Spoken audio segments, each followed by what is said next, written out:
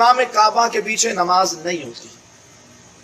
कोई कहे कि भाई वो काबे का इमाम है, अब उसके पीछे भी नमाज नहीं होगी, अगर वो गलत होगा तो फिर अल्लाह ताला ने उसको काबे का मुसल्ला, क्योंकि ये पुराने घिसे पिटे सराजात, इनके जवाब उलमा बारहा देते। नमाज क्यों नहीं होती? तो भाई उसके लिए इमाम का जो अकीदा है वो दुरुस्त होना ज़रूरी है। और इमाम का अकीदा दुरुस्त कैसे है? मैं आपसे सिंपल सी बात, मैं उन अकायद की तरफ नहीं जा रहा, सिर्फ सी बात करूँगा। आपके किसी अजीज की, किसी रिश्तेदार की खबर है और उस रिश्तेदार को की खबर को बराबर कर दिया किसी बंदे ने, मिसमार कर दिया, उसके पीछे नमाज पढ़ेंगे? जन्नतुल बकी में 10,000 सहाबाए किराम की कब्रों पर बिल्डोजर चला दिया गया, फिर भी हम कहें कि जी वहाँ पर है।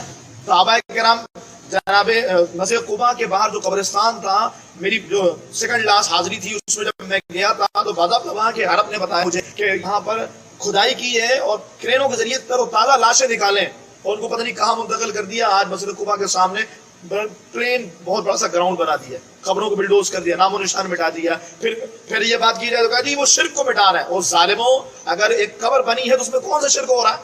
कौन सा शिर्क है मुझे बताएं? एक कब्र है मुसलमानों का कब्रिस्तान, उसमें बिल्डोजर चलाना, ये कौन सा शिर्क है? ये एक बात है। इसके अलावा 20 ऐसी खवासतें हैं जिसके तनाजुर में ये बात बिल्कुल तयशुदा है। और अगर किसी को फिर भी बात समझ में ना आए तो मोहम्मद बिन अब्दुल वहाब रजदी की किताब किताबुत तौहीद है, उसका उर्दू तर्जुमा मिलता है, उसको पढ़िए आप। उसमें इनके वहाबियों के अकायद लिखे हैं। जिस मोहम्मद बिन वहाब नजदी को ये लोग अपना मुक्तदा मानते हैं, जिसका नजरिया अभी सऊदीया में राइज है, उस इब्ने अब्दुल वहाब नजदी को पढ़े तो आपको पता होगा नंगी गालियां इसने अपनी किताब में दी है, और ये सारे उसको फॉलो करके उसको अपना बड़ा, अपना इमाम, अपना मुक्तदा मानते हैं। वो तौसीफ और शैतान जब इसका नाम लेता है तो रहमतुल्लाह अलैह पता नहीं क्या क्या बोल रहा होता है। तो इसलिए ऐसे लोगों के पीछे नमाज नहीं होगी।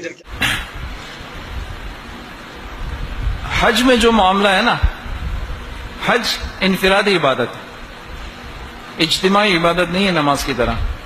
हज का रुकन आजम जो वकूफ अरफा है ना, वो सिर्फ वकूफ है। लम्हा भर के लिए भी हालत ईमान में जिसने यहां तक के वकूफ अरफा किया, यहाँ हज हो गया।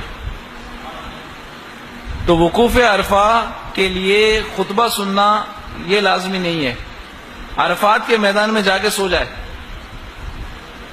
मुसलमान होना चाहिए, उसका हज अदा हो गया। तो ये वकूफ अरफा रुकन आज़म है। दूसरे अरकान है वो तवाफ़ ज़ियारा है, उसकी तवाफ़ की फिर वो सही है, वो अपने जगह पे मामलात, और उस पर किस बात पे दम आएगा नहीं आएगा। तो ये सिर्फ इन्हीं की अपनी फैलाई हुई है चोर मचाए शोर वाला मामला है कि हज उनके पीछे होता है। तो अल्लाह के बंदे, हज तो इनफिरादी इबादत है, किसके पीछे होता है? सब अपना अपना वकूफ अरफा करते हैं। इसके अंदर कोई ऐसी बात नहीं है कि इज्तिमाई इबादत हो या उसके पीछे कोई नमाज पढ़ना लाजिम हो, ऐसा बिल्कुल नहीं है। अगर अल्लाह ताला में बार बार सआदत दे वहां जाने की तो, और जल्द अज जल्द इनका भी खात्मा हो वहां से, तो जब तक ये है तो तब तक उनके पीछे इनकी इक्तिदा में कोई नमाज। कहते हैं कि हमारे मुल्क में एक ऐसा फिरका है जो इमाम हरम के पीछे नमाज नहीं पढ़ता, तो उनके कुफ्र में कोई शक है? अल्लाह ने उनको महरूम कर दिया, क्योंकि जिस आदमी के अंदर शिर्क होगा, इन्नमल मुशरिकून नजिस फला यक़रबुल मस्जिदल हराम बादा आमिहिम हाज़ा। अल्लाह के नबी ने फरमाया, ऐलान कर दो जो मुशरिक आइंदा कभी हरम में ना आए। तो ये चुपके चुपके आ तो जाते हैं, लेकिन चूंकि अंदर जरासीम है ना, इसलिए अल्लाह नमाज नहीं पढ़ने देते। ये तुम्हारा मुल्क है कि यहाँ से लोग हज पे जाते हैं और मक्के के इमाम के पीछे नमाज नहीं पढ़ते, मदीने के इमाम के पीछे नमाज नहीं पढ़ते।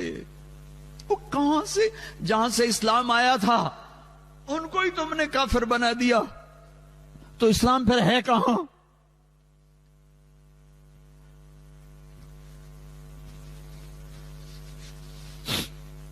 मेरा रब इतना कमजोर हो गया है कि काबा के मुसल्ले पर काफिर खड़े हैं। मदीना मस्जिद नबवी, मेरा नबी इतना कमजोर हो गया है कि उनके मुसल्ले पर काफिर खड़े हैं, गुस्ताख रसूल खड़े हैं।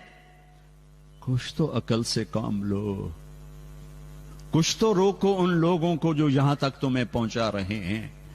कुछ तो दीन सीखो, कुछ तो दीन सीखो। इतने गाफिल तो न बनो